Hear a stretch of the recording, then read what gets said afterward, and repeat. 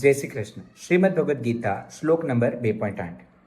નહીં પ્રપશ્યામી મમ અપનો જાત યત શોકમ ઉચ્છોષણમ ઇન્દ્રિયાણામ અવાપ્ય ભૂમો અસ્પતનમ રુદ્રમ રાજ્યમ સુરાણામ અપી ચ આધિપત્યમ. અહીંયા હવે અર્જુન ઘણી સારી વાત કરે છે.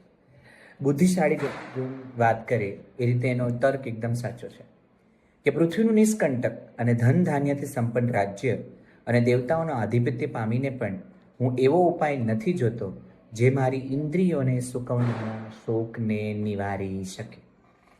અહીંયા સમજવા જેવું છે કે અર્જુન બુદ્ધિશાળી એટલા માટે છે કે એને ખબર છે કે જે હું સમાધાન બહાર શોધી રહ્યો છું, જે હું બહાર પ્રશ્નોનો જવાબ શોધી રહ્યો છું, એ બહાર નથી. મારા દુઃખનું કારણ મારી ભીતર. અને અહીંયા આપણે પણ સમજવા જેવું છે સુખ અને આનંદ વચ્ચેની વ્યાખ્યા.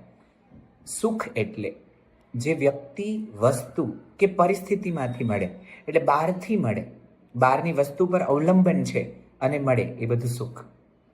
પણ જે અંદરથી આવે એ આનંદ.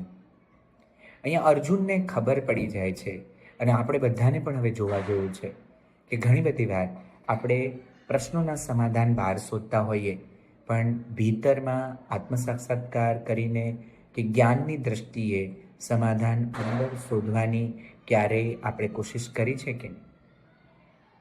જે દુઃખ બહાર દેખાઈ રહ્યું છે એ માત્ર અંદરથી પેદા થયું છે. વિચારો કે તમારા જીવનમાં પણ આવું કયા કયા એરિયામાં, કઈ કઈ વ્યક્તિ, વસ્તુ કે પરિસ્થિતિમાં આવું તમે કર્યું છે. Thank you.